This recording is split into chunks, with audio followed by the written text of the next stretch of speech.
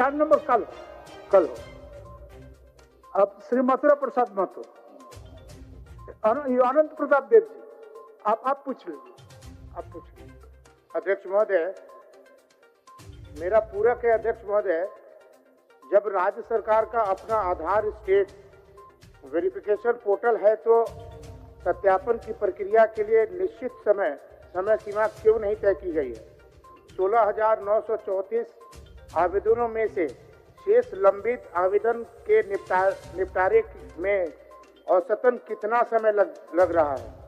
अध्यक्ष महोदय, जिन प्रखंडों में ऑपरेटर निलंबित हैं वहां के ग्रामीणों की दूरी प्रखंडों या जिला मुख्यालय की दूरी तय करनी पड़ रही है। इन रिक्त स्थानों को वैकल्पिक ऑपरेटर की व्यवस्था अब तक क्यों नहीं की गई है?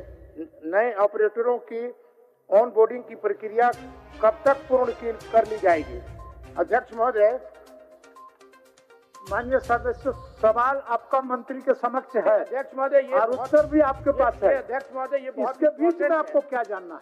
अध्यक्ष महोदय, हमारा ये आपसे नम्र निवेदन है कि आधार सुधार में होने वाली प्रशासनिक देरी के कारण जिन ग्रामीणों को राशन कार्ड, पेंशन, अन्य डीपीटी लाभ नहीं मिल पा रहे हैं, क्या विभाग इनके लिए प्रोविजनल की कोई व्यवस्था करेगा ताकि तकनीकी कारणों से उनकी आजीविका न रुके? अध्यक्ष महोदय, हमारा सिंपल सा प्रश्न है कि आधार कार्ड जो स्थिति है ग्रामीणों की, जिले से प्रखंड से जिले और जिले से आपको या रांची तक बहुत कठिनाई पड़ रहा है। अध्यक्ष महोदय, जन्म प्रमाण पत्र के लिए और आधार कार्ड सुधारने के लिए रांची जाना पड़ रहा है और 30 दिन से 90 दिन तक लग जा रहा है। मेरा आपके आसन से आग्रह है अध्यक्ष महोदय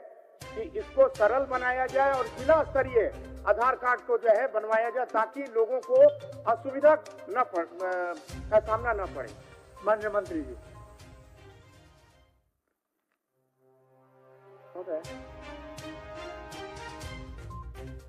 इसमें तो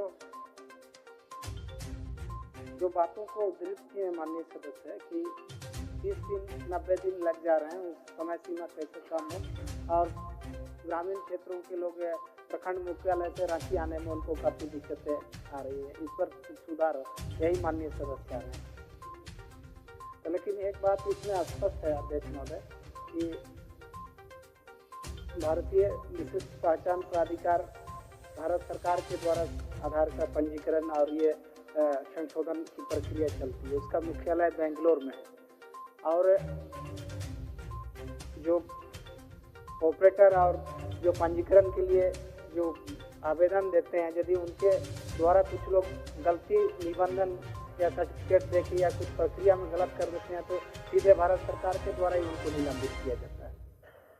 तो इसीलिए वो फिर से आवेदन देंगे, फिर वहाँ से स्वीकृति होगा तभी जाके जहाँ जहाँ अभी निलंबित है वैसे जगह पे हम लोग ऑपरेटर दे पाएंगे। और दूसरी बात कि एक इनका जो चिंता है कि रांची जो रीजनल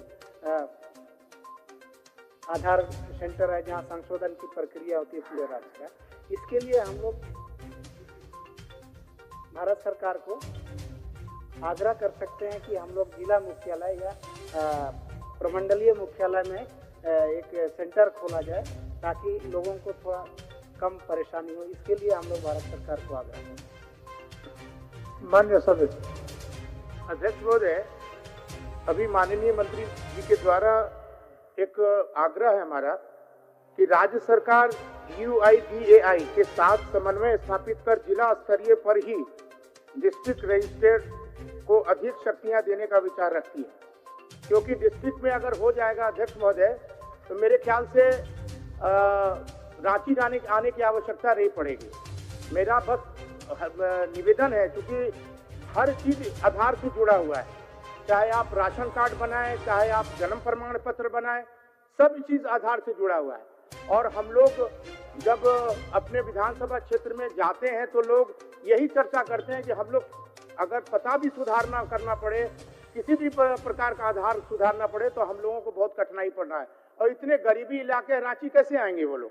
तो ये सारे बिंदुओं को रखते हुए मेरा आपके आसन से माननीय मंत्री जी से आग्रह है कि जिला स्तर में कम से कम इसको ये कराया जाए ताकि लोगों को सुविधा मिल सके। माननीय मंत्री जी,